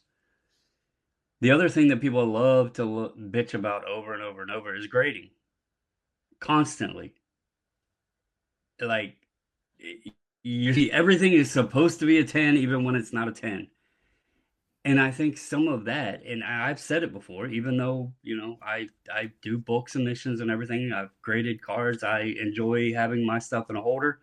I stopped worrying about the 10 because, yes, there's standards, but the standards are not going to be 100% perfect. We're humans. There's a human element, and there's multiple humans doing the job. So you can put whatever kind of standard you want, and you're going to have mixed results. But people want the 10 because it's another aspect of the gamble. The first part is getting the box, the second part is pulling the card, and then the third element, it feels like, is sending it in and getting the gem, getting the 10. Because it's amazing how impatient people are with the process, and constantly, like, they can't even wait for the cards to get home before they're going on, looking at the grades, everything else, posting about them. Like, SGC has the scans. I see it daily in the Facebook groups. The people they'll be here in 3 days, but here's all the scans. Here's my results. And it's like, holy crap. And that it is another element added of the gamble. Because when they're sending them in, they have the hope of getting the 10, but they downright don't really freaking know, even with standards being printed out for them right there. So I've always laughed at that too, because it is, and it's why grading's so popular, I think. It just adds another element to the machine. No, yeah. Anytime you add subjectivity into it, like, look, you touched on it. And again, without going into the rabbit hole of me poking fun at the infamous AI grading, electronic Oh grading, yeah, machine no, I grading, wasn't going that and way. I could 100% do that. But look, I'll spare you all. I'll spare you all today. Today, if it was Friday, I wouldn't spare you all. But today, I will spare you all. But the thing is that anytime grading is done, and this is maybe not something that's understood, and I've touched on it before, and I'll touch on it again down the road, I'm sure. But any standard you want me to give you, any, doesn't matter what it is, if it's being done properly, and this is important, there is room for interpretation. In the comments, when I read the comments, Dylan, Double D Vintage, he is a big centering guy. That's his big that's the key component of grading that he really focuses on. He likes having cards that are nicely centered as part of the condition that he looks for. But he and I could look at the same card, and if I don't care about centering as much as he does, we can both acknowledge that a card is off-center. But he may be more inclined to penalize a card for being off-centered more than I do. And that's fine, but then that could, when added with other things, affect the result, the grade that we conclude on the same item. We could literally have the list of the exact same flaws sitting right in front of us with arrows pointing at the exact spot where all the flaws are, Brandon.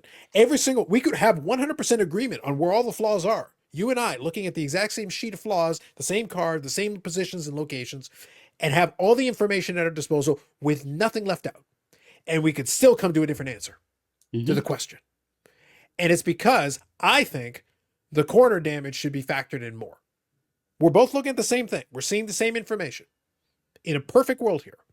And we still don't agree on how much that should be penalized for that flaw, because we have different interpretations based on our experience, our preferences, our interpretation of the standard that we're both looking at of how that should be done.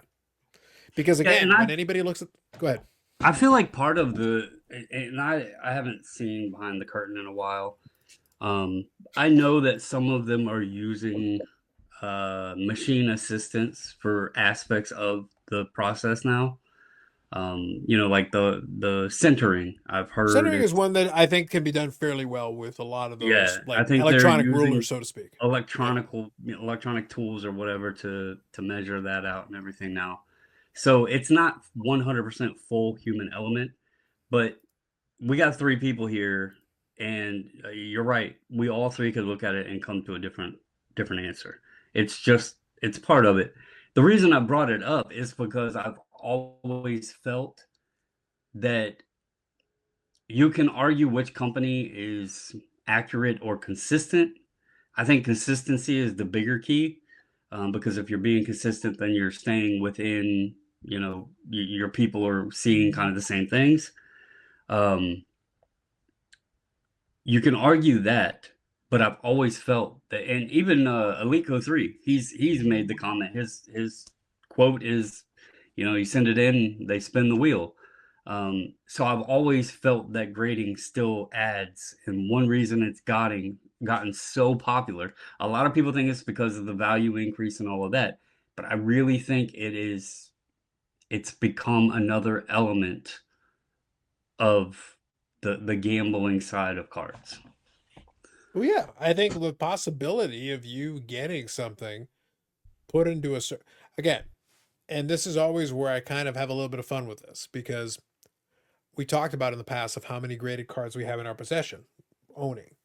I have a fair number of them, but the majority of the stuff that I have, I bought already graded. I bought the card itself. But that doesn't mean I don't grade. Like, obviously, we talk about, full disclosure, you're a submitter. Eric owns Beckett, allegedly. Yep. And obviously, I have, a friendship and an association with Brad, who runs the PSA side on the Canadian side for PSA and collectors, under collectors. Even before that, as a bulk submitter, I knew him and we were friends. But then they're under collectors. So when we're talking PSA Canada, it used to be a nickname. Now PSA Canada, no, it's the Canadian office, Canadian division, however you want to put it, under collectors. Nat Turner is on that board at the top of the food chain. Same filters on down. But the point is that through the whole thing, I'm submitting cards in for grading, twice a year.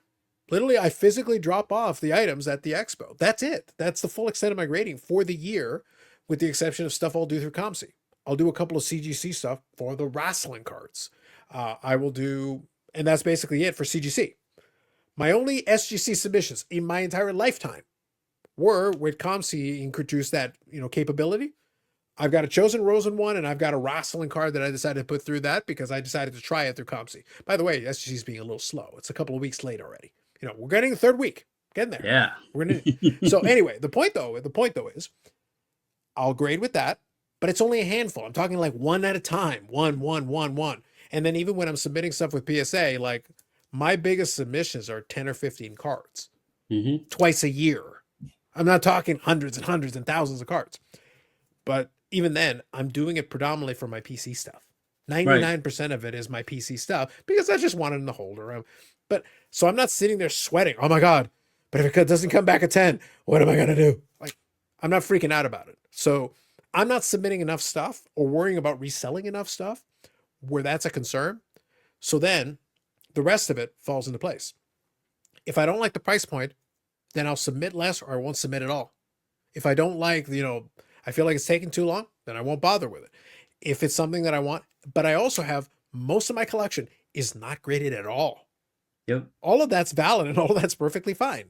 All of those are correct answers depending on what you want, except for whatever Eric says, that's the wrong answer. But the rest of it is fine. You can do whatever you wish.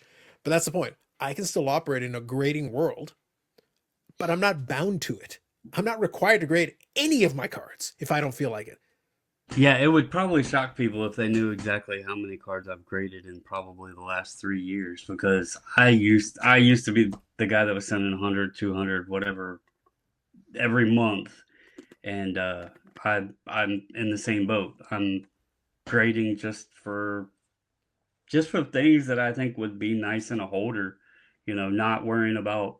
I've sent cards in before and just requested it to have the authentic label on it, just because I wanted it in the holder. I knew it was going to get a low grade, and I didn't want like a 3 on the label, so I was just like, just authenticate it, put it in the holder. So sometimes I just like the card in there for the display purposes. So, but yeah. I think that's fair. Now, I do have one other little topic that I want to touch on, but we've been kind of dominating the conversation. Eric, any thoughts on any of the stuff we touched on? We touched on a lot of stuff. We covered a lot of angles on this, but any thoughts on any of it before I touch on one more thing? No, again, I agree with everything, and it would just, I would spend 20 minutes just repeating everything you guys said. So the big thing is, we said it last week, and I just want to say it again, is that, beauty's in the eye of the beholder. Like you said, you and I could look at a card and things that I I'm okay with, you wouldn't be, and vice versa. You know, this is why third-party grading came into play, right? Originally, authentication, and to be the middleman between a buyer and a seller, saying, this has rounded corners, oh, this is off-centered, or this color is off, or this has a scratch. And the whole point of it was, oh, it's a 7. Okay, no argument. But now it's become, what kind of 7? Well, I think so. I think, Eric, though, there always was still the opening for the argument, because the seller would be like, "Oh no, that's too low. It's at least an 8," and the buyer would be like, "No, I think it's more like a 6." So Right. you can still have the argument, but you have an anchor point to start with. Right. Because before it was, "Oh no, it's a 10. No, it's a 1," and the gap was much wider. So now what we did is we brought the gap down to a, like, okay, so maybe we're at least in the same arena. We might be on opposite sides of the arena, but at least I can physically see you and I'm yelling at you from the other end of the rink. Yeah, and on the rare, and it's rare, of course, but we've seen cards go back to grading companies, including the great PSA, that were once a 5 and they come back an 8. And so sometimes those arguments at the card table are correct. No, that card though was a 1. Yeah. It was a 1 before and it's a 1 now. So stop putting Kurt's card juice on it, Eric. That's Stop horrible. it. Stop it. Can't help it. I'm addicted. You clearly are. So one other thing I wanted to touch on really quick. And so far we've done well on time, but we'll finish off with one more thought. I wanted to have a little bit of fun with this idea. I actually saw literally just before, when I was making my dinner, rushing through it because of my grocery shopping trip, gone wrong, that I touched on at the beginning of the episode. So I was listening to a video from LouRokTV. And in that video, he was kind of musing on kind of the changes of the content side of things over time. It's one of my favorite topics, as you all know, but I'll narrow down the scope of this one. I thought it was kind of interesting, though. One of the things that was talking about is how a lot of this changed. And one of the thoughts I was having, we've talked about how all this happens in waves. So this is where I want to go with this. So hang with me for a second. How this all goes in waves. And there'll be different times of popularity for certain types of videos, certain types of content and everything. Live streams are a very popular one right now. That one works. Like, obviously, one of the flagship of this channel is a live stream. I enjoy having the podcast because it creates a different format. I like that we can focus on kind of the discussion a little bit. It focuses and narrows down the discussion. Live stream's kind of a free-flowing whatever it's going to be. It's nonsense. Just say nonsense. Beautiful nonsense. Wow. Chef's kiss nonsense. Nah. Magnificent. Listen, how else do you get like magical moments? And by the way, as I'm talking, I'm going to pull up an image because now Eric has asked for it. And we would have brought this up on Friday. But the point is that in the course of it, that's one format. That's one category. But on the other hand, on the other side of it, a lot of it has changed from the perspective of a lot of people had this idea. They would make all these videos talking about these things, and it's become a little bit repetitive. And a lot of people comment on that. People have slowed down because they lose interest or they lose steam because there's only so many times you can talk about the same thing. We've talked about that before. But one of the key things is that as all this changes, it just kind of evolves. And like I said, when you've got the Friday live stream, it's magnificence. You can enjoy. Wow. Chef's kiss. It's beautiful. It's art is really what it is. Art. I have really big hands. Listen, it is what it is, Eric. Yeah. You got to work on it. But the point is that can be one format. The podcast can be another format. But the takeaway that I had in kind of his point in his discussion, he was kind of looking at it from one angle. But the way I was looking at it was, it's still a niche, but it's kind of fun watching how it's evolved as people keep trying to find their way within the niche. And as I thought about that, I was also thinking about, I went and did a little digging for a couple moments because it only took me a second. I talk about how I've got the other YouTube channel where I do the wrestling stuff. And this channel has kind of reached kind of a certain level. I know for a fact that if I was willing to be a little bit more outlandish in certain things I do, or talk about PSA every third video, if I did that, or, a grading issue or some of those things, there would be more viewership. That would draw in more eyeballs. Or if I was willing to be a little bit more scandalous in some of the approaches that I take to it, it would work. I kind of like the niche that I've kind of fallen into. I kind of know where things are going to fall within a certain range, and I'm very comfortable with that. But it's just kind of funny to me that you'll have this niche where you'll have that. We've got the audience that we have. We'll have people that interact with it, and all that's fantastic. But then on the other hand, in the wrestling channel, I got to kind of reset that YouTube channel as well, because I've talked about this channel was a reboot of a channel that I already had here, and it was talking about the movie thing, do the movie reviews and all that. And I've got a couple of videos that are 1,000,000+ views on that, because that genre, if I had stuck with that genre, Eric, to this day, probably I would have 40,000 subscribers, 50,000 subscribers, because it actually has held up pretty well. Certain niches do, but I didn't have the passion for it. So I wouldn't have been able to sustain it, because I just didn't have as much. At the time that I was doing those, I had an interest in it. I was in it. I was collecting those Blu-rays and I was doing all that. So it made sense for me to do it. But it wasn't something that I'm still passionate about at this point. I'd be doing it kind of for the views. Well, yeah, on the wrestling channel. It changes things as we get older. You know, I've been in and out of a lot of different hobbies. This is maintained, but you know, different sports, different other hobbies. As you move through life, you find different interests, and sometimes you come back around. Hey, when you're 63, you never know. Maybe movies will be interesting to you again. You know, you just don't know. It is possible. But what's funny though is that the cards was always there the whole time, because it's just the movies was one collection that I did. But when I did that, when I did the other channel and I switched it off for what I was doing previously, when I do a couple of the breaks, I have had more 1,000+ view videos in the last year on that channel than I've had in the entirety that I've been doing sports card stuff on this channel. I went and counted it up. I added them all, because I'm not counting the Blu-ray stuff. I'm not counting the stuff from the past that did obviously much bigger numbers. But I went and looked at it, like, how many of these, videos cracked 1,000 views plus? There have been some. When I feuded with the director of that hobby documentary that wasn't that great. That was fun. That was a good one. The episode we did on the sports card therapist, blessed be his name. That was a good one. That one cracked 1,000+. I think it was like 1,200 or more. So that was a good one. Mark's Cards. Mark's Cards was a classic moment in time. The live stream did over 1,000 on that one. It was a big time, Eric, big time. But it's got to be the right topic. It's got to be the right situation, the right combination of factors. I just thought that was very funny. But then by contrast, back in January, I did 2 back-to-back videos on the wrestling channel that cracked 1,000 each. And it was me just talking about the new product. Here's the thing. I enjoy opening the boxes of the new product, so I bought a couple of boxes. And those 2 videos, Eric, were me opening the boxes, but also giving my thoughts on the product as I'm opening the boxes. And since it was the release day and people were curious, they wanted to see the new product, it actually did very well. Timing was right. Yeah, but the topic, the theme, has a very strong resonance with people, even though it's niche. The irony is that channel is more niche. I could technically do those breaks here, and I could just say, well, this is a trading card channel now. I'll do the wrestling as well as the sports cards and just lump it all together and bank off of the existing subscribers and everything. But most of the people that are watching this, who are watching this at this point, don't really care about wrestling cards that much. Some of them do. There's a couple that will come over and like leave a comment and participate in that, but they're different audiences.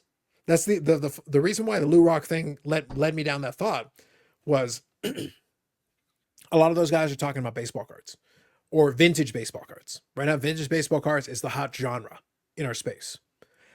If you want to go off the beaten path and you want to go to the really hot genre, well, then you go do TCGs. Talk about the Pokemans. You talk about the Pokemans, now you're talking the big numbers. That's big time. Tack on a 0 or 2 at the end of your views, my friend. So the point is, if I had wanted to pivot into something to max views out, there are things I could have done. I've never been keen on doing that. I was very happy just to do the other thing in the other YouTube channel. And Brandon, when I get like 100 or 200 views on that other channel where I'm just doing a little talking head piece on my wrestling, I'm very happy with it. And it's actually slowly grown over time. And some people are catching on to it, which is cool. It's been kind of fun to go back to the beginning and kind of like build something from scratch and just see how it goes on its own. But it's just funny though, that LouRok was talking about the waves of the different types of people that came on. Some people stuck around, some people left. And I think some of it, my opinion, and I know this has been a long monologue, so I apologize, but I wanted to get my point across.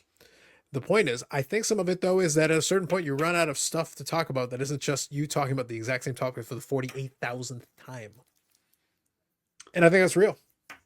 Mm-hmm. I'll tell you from my perspective, because I used to do, a lot of different topics. I would talk about, market prices or sales and the SGC updates and all the other stuff.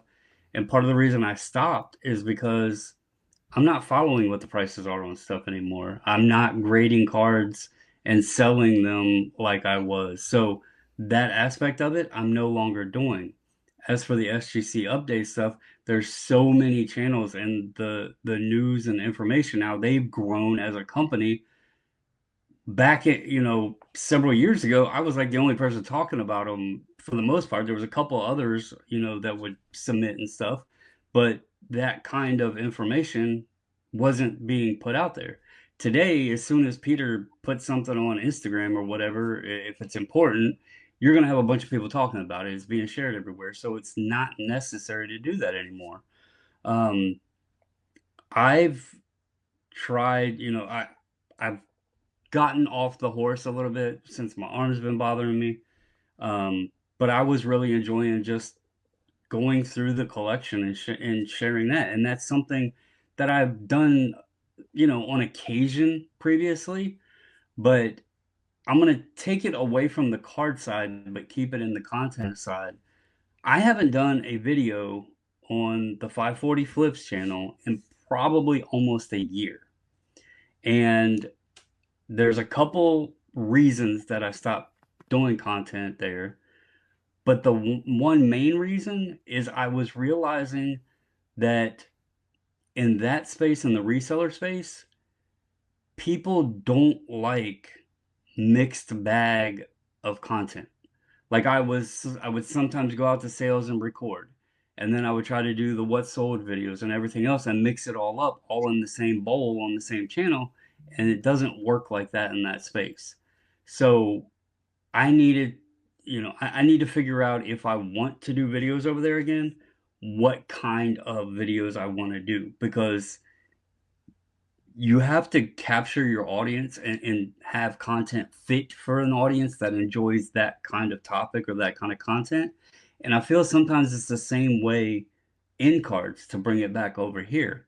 You have the collector channels, or the ones that just like to do the lives and chat with other people in the hobby or whatever. And then you have the channels that do the newsy stuff. And it, there's different audiences for each. Some might mix a little bit, but you're going to have, like, some of your newsy type people could care less about the collector content, and some of the collector content people could care less about the newsy content. Mhm. And I think that's the case for everywhere. I also think that the space grew so much during a period when, and I'll speak on it on behalf of my channel. My channel grew easily because, again, I was in a space that really not a lot of competition was there. There wasn't a lot of people talking about SGC. We were in a time period when people were bored as hell, needed a deterrent from real world stuff of what was going on out there in the chaos. And so it attracted viewers. It also benefited me that all the other companies had shut down. So it was the only one open, right? So I understand that. I was a fit for that period of time just by dumb luck that I had sent an order out before the pandemic hit, and it came back right at the beginning, and it gained a lot of viewership. But today, that isn't going to continue to grow my channel. Like, if I was to stay on that trend, it wouldn't continue to grow that way. So I really feel like a lot of times people change because they understand that what they're doing isn't a fit for the period. And me personally, I decided I wanted to start doing stuff that I enjoyed, and those that chose to click on it and watch, hopefully they enjoyed it too. If not, it's okay. I'm going to take the 20, 30 minutes or whatever to record the video, upload it for me and my sake and my enjoyment, and then share it with others. And if they enjoy it, great. If not, it's just an aspect of my hobby now. So, Sure. I think that's fair. So we'll kind of wind down on that. But one more thought I'll give real quick, and that's kind of, again, this is more open-ended question. I do like I'm still talking waiting about for the Eric to content. start his channel. Oh, it's gonna be chocolate stick reviews. Excuse me. I have a YouTube channel, and I think earlier this year, I did card content on it. So I will be eligible to vote in the next Sports Card Hall of Fame. YouTube Oh. Sports Card Hall of Fame. Yeah. If you're going to be adjacent, you need to know exactly. You need to know what the Right. thing is. Because I want to be adjacent. It doesn't mean I still care. I don't You care kind of enough do to though. know. You kind of do though. No. So, All right, that isn't what you tattooed on your body that you showed Zombie Ray Borg. Go on. quiet. Yeah, I have card content. I said, I think I did. I think I went as far as saying, look, here's a card. It's this card. There you go. Wow. Listen, there's a lot of card content, man. Yeah, It's a lot of card content. that counts. Yep. So, Brandon, I think the problem is that you didn't lean into enough Geoff. I think if you'd used more Geoff, I think that would have fixed it for you. So, believe it or not, I'm not doing this just to pick on him, but I did want to use it to kind of close off my point. It kind of plays into it. There is the element of you run into a plateau, but there is also the element of you got to know how to play the game. So this is not a criticism. It's more like it is the reality of the situation. We talked about, kind of touched on this before. So here, so Dustin, Sports Card Dad. These are his two most recent videos on here. Yes. And I want to show you something. This is, again, not even a criticism of Dustin because I understood why he did it. But I also want to use this to make a point. The point is, last two videos, okay?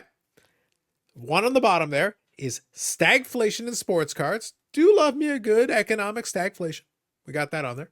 Plus opportunity costs. Listen, my econ, first year econ, I'm loving the references here. 1,500 views in about a day. Listen, that's pretty good. I just said a moment ago, I counted the amount of 1,000 view videos that I've had in the last couple of years on the sports card side, and I've gotten more in the wrestling side in 1 year than I have on the sports card side in like 5. Okay? So I'm not knocking it. 1,500 views is pretty damn solid. But look at the one at the top there. The title is Geoff Wilson. Geoff blows 10,000, 10K on sports cards. Thumbnail with a minus 10,000. Geoff Wilson with his arms crossed, looking cross, and an emoji. Okay? Here's the thing. The video itself. Do you know what the video is about, Eric? I saw the headlines. I didn't hit play. I will tell you what it's about because I watched the Geoff Wilson video that it was talking about. They, as part of marketing and the whatnot thing they're doing, he went into the store and pointed at a bunch of stuff, 10K worth of boxes.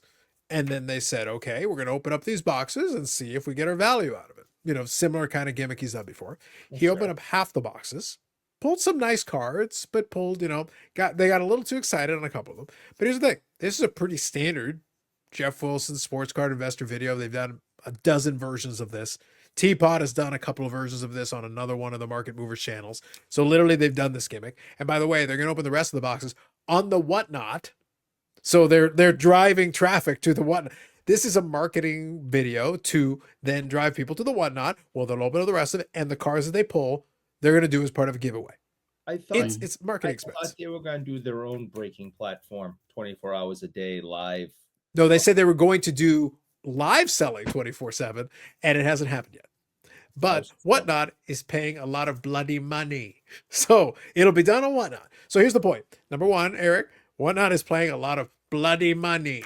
So they're getting money from Whatnot and they're writing it off as a business expense because they're giving away the cards. So you get to write off the cards and you get to make a video, which will get some views, $10,000 worth of box breaks, right? And then you've got the Whatnot piece where you open the rest and you give away the card. It's a perfectly good it's a standard marketing move.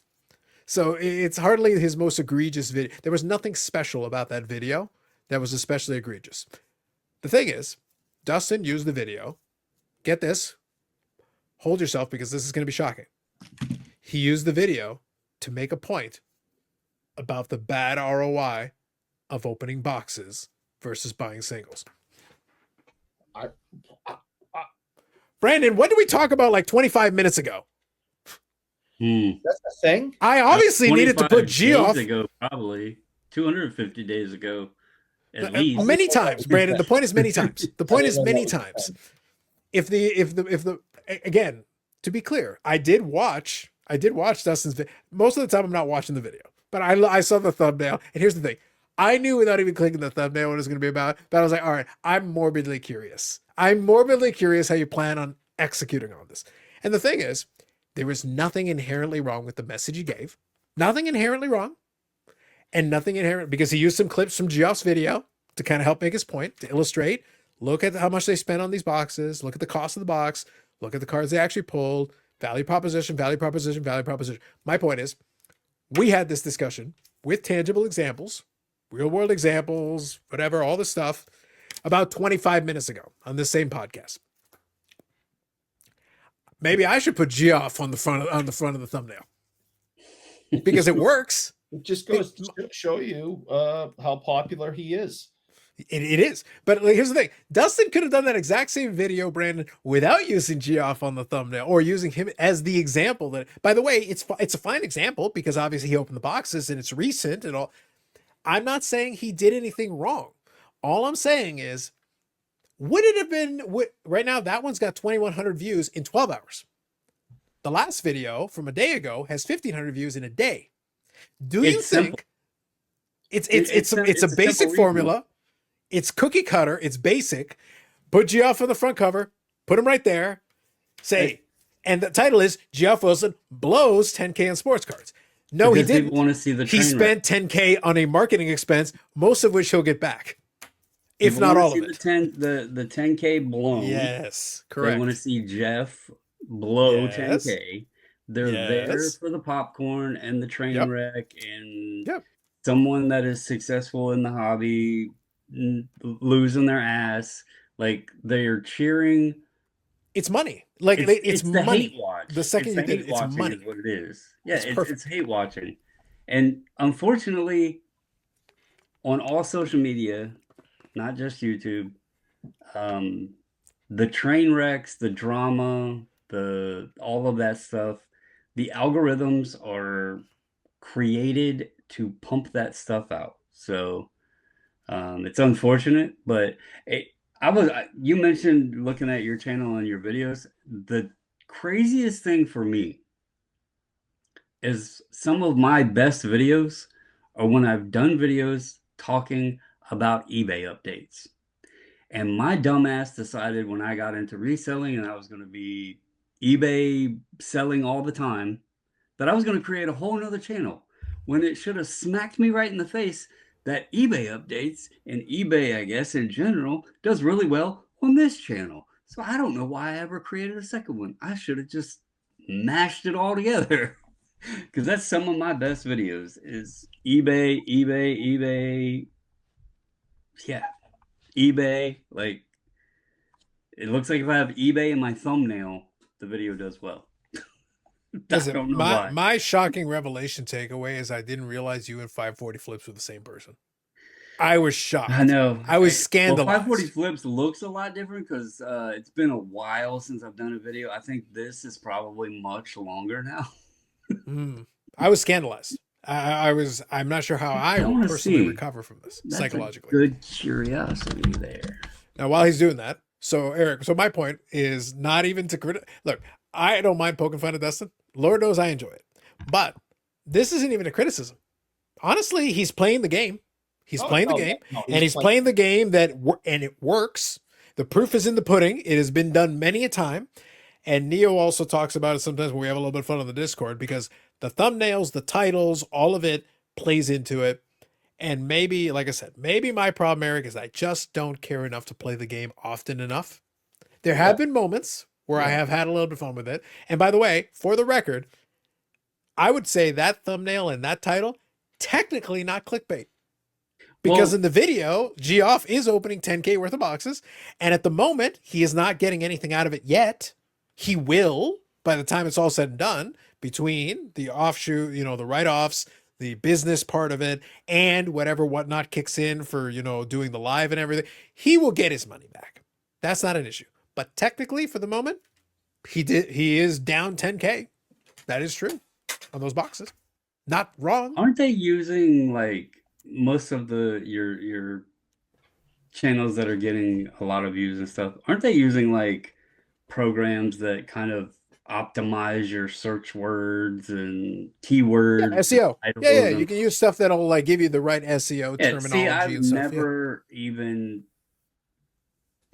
I'm not I don't even I think the only website I know of that you can look at for stuff is Social Blade, and it'll show you like some statistics, but I don't even know what any like I just have always made a quirky thumbnail, throw a title up there, put something in the description, put something in the tags or whatever, and hope it worked. It was like that one video that time I was like, man, I don't know why this is getting so many views. And you're like, I guess you looked it up on something. And you're like, well, that keyword rookie cards probably is flagged pretty good. Yeah, there's certain terms that are going to be pretty views. regularly used. Yeah.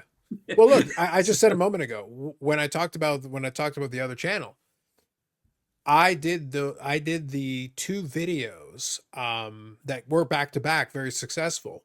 I did them on the release week of the product. Well, guess what? I say People are release day, that, yeah. this product. Well, guess what? You're looking up for that product. I'm one of the first people to have a break on YouTube. It's a niche, I understand. But there are people that still collect, that are still interested. They want to live vicariously through the box break, and they would like to see what's in it. They want to know if it's any good. So on release day, they're probably going to search for that product, that brand and everything. And they click on it, and I'm one of the few videos on there. Well, guess what they're going to click on, Eric? There's a good chance, right? It's timing. That situation is timing. And the second video was me I opened both boxes on the same day. I recorded two different videos, and I dropped them within a day of each other. Both of them did very well on release week. I used the strategery. I used the old strategery. If I was open in wax, I wouldn't go out and buy boxes unless I watched a break on line first to see, get a general idea of odds. Yeah. And the most importantly, what does this product look like in hand? Yeah. And if you get any commentary, it's a bonus. And usually as I'm going through it, I'll talk about a couple of the cards, the ones that I think are worthwhile, that are a little bit nicer, whatever. And that's very basic. It's very straightforward. But if you don't know anything about the product, now you're getting a little bit of a sense of it. And you're getting a little bit of commentary to go along with it. So now you at least understand, all right, so if you're opening a box, this is what you should expect. This is basic. And I tell you, this box was particularly good. This box wasn't so great. Whatever. I opened 2 AEW Black Diamond. I opened the 2 worst boxes in human history. Literally, I could have just set everything on fire. But I made very clear, hey, feast or famine, man. Famine. We're starving out in these streets. We're hungry, Eric. We're dying. We're dying of starvation. But that's real. So it's not just the good. I've had boxes where I did tremendously well. Those ones I didn't do so great. Well, you're more likely to listen to somebody who at least will show you, hey, you know what? This box was trash. It was awful. This other one, great. It happens. It's part of the game. If somebody's only showing you highlights and they only hit bangers, you should probably be a little suspicious. So they never hit a bad box. And you should also be suspicious if you are watching a breaker who's sponsored by the product. You know, if Topps is sponsoring Topps breaks, you're not going to get somebody saying that the product sucks. Are you saying that we shouldn't trust Dr. Beckett's breaks? Because he did another break recently, and I died of laughter again. I enjoyed it so much. He's like, so then there's this card, and then you get a couple of these, and then you get a couple of these, and I'm sitting there like, I can't see it, Jimbo. I don't know what you pulled. You describe it to me. I don't know what you actually pulled in the box. You're killing me, bro. I wouldn't watch that, but there's nothing to watch, Eric. It's all audio. There's nothing to watch. That's the problem. Show me a picture, anything. It just kills me. I literally listened to another episode he did where you opened up a couple boxes. I'm like, you didn't tell me anything. Brandon, he told me nothing. He opened the boxes and told me nothing. I was like, this is no help to me at all. You may as well have just read to me what the odds were. I was dying. I died. It was fantastic. And they gave him free boxes for this. I was like, all right, guys, you know what? You all do you. Great. Fantastic. You know, it sounds like a great deal. You did great. Anyway, so like I said, bottom line, I could make fun of Dustin for a lot of this. I'm not making fun of him for this one, but I'm just saying he understands how to play the game. And the fact is, putting Geoff in that thumbnail, saying he blew 10,000 in sports cards, that right there is money. And It's proof positive why a lot of people get frustrated, because is that really what you have to do? The answer is yes. So it would seem. You got to find the provocative title and go with it, even if the video itself is very, yep, he opened a lot of boxes. They're very feast or famine. You know, the ROI on this isn't so great. You should probably just buy singles and do that for 17 minutes. There's your video. I just summarized it for you in about 15 seconds. That was the video. That was it. And we had this discussion earlier in this podcast with examples and with real world. And it's a pretty straightforward thing. Yeah, singles are always the better play at this point, especially. But if you want to gamble, then do it. You don't want to gamble, buy the singles. Here you go. Boom. Get the exact one you want. You save a lot of money. Or never ever buy modern and just collect vintage. But that's a day. Eric, this set is not the newest set. It's an antique.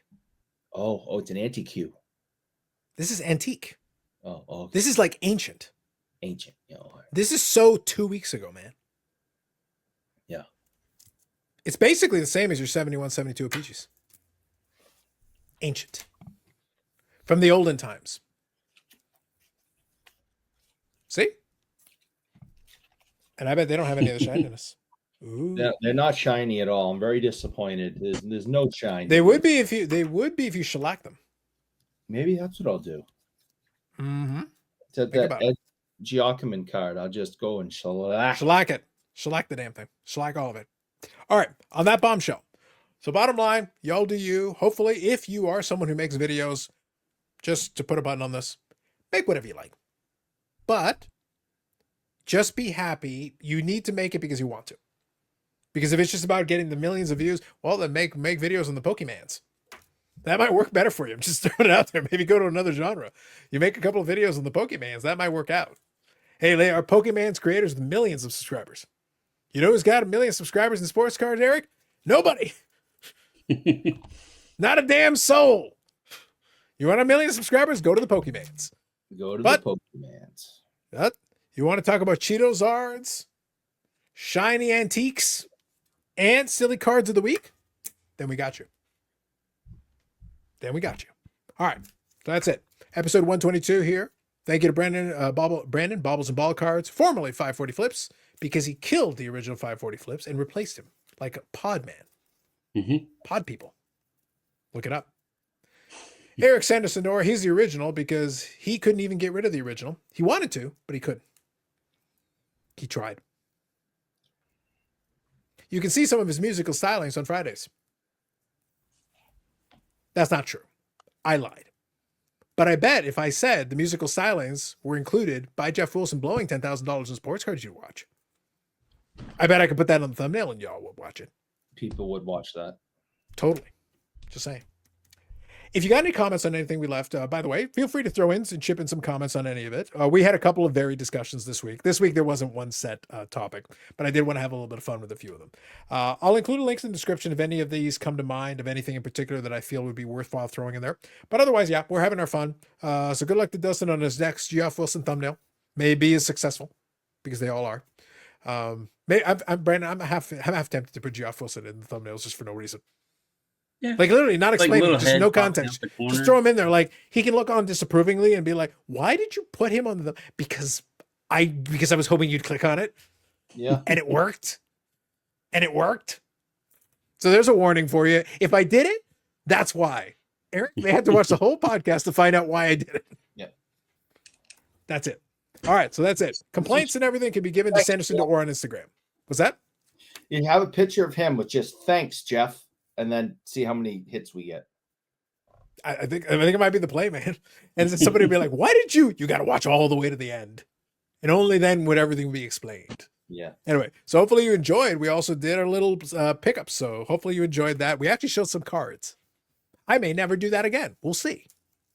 If you got any feedback, give it. Otherwise, we can talk about it more later. All right, that's it for us this time around. Have a good one. We'll catch you in the next one. Thanks, everybody.